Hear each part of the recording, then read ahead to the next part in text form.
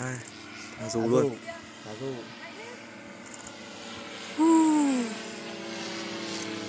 Kiểu như máy bay thật luôn.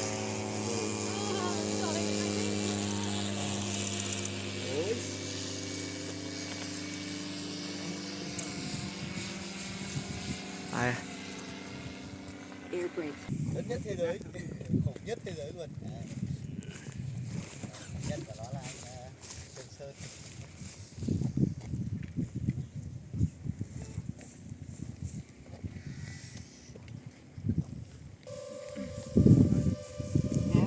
Chuẩn bị đã xong.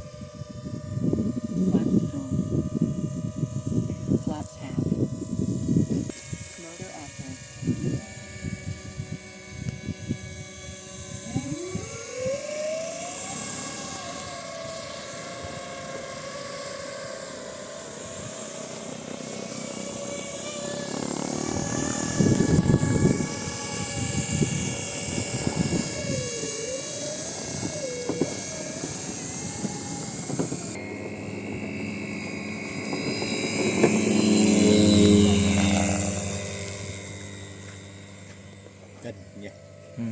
Đầm to 7 đầm đi. Cánh chuẩn chỉ. Mà tiếng kêu không to lắm nhỉ. Kéo mà.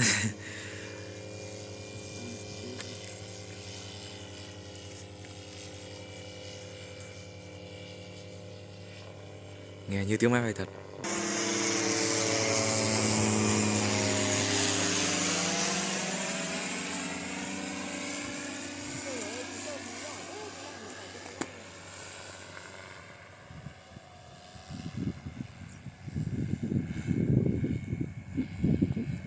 À, thả dù luôn.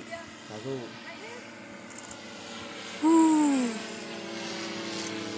Kiểu như máy bay thật luôn.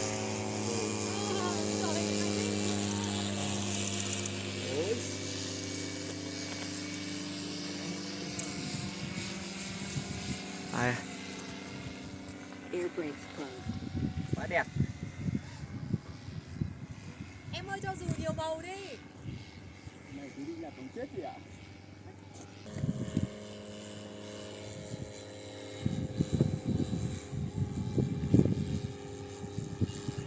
Đang phải tăng độ lặn của dù lên tí.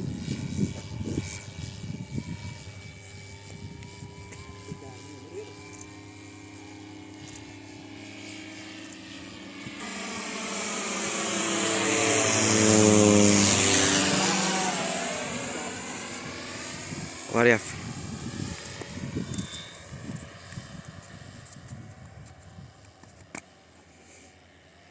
Ô bay được lâu phết nhỉ. Bay khoảng 3 phút rồi đấy anh Sơn ạ. 3 phút rưỡi đấy.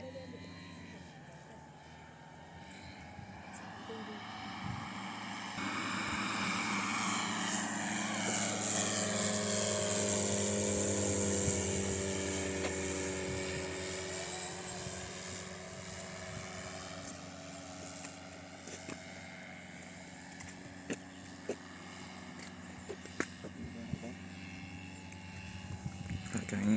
Lùi vào hạ cánh, lùi vào hạ cánh.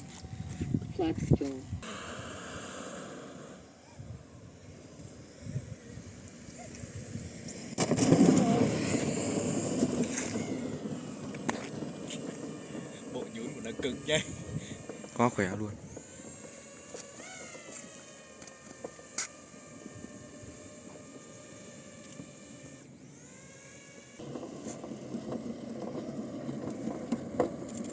Motor hour.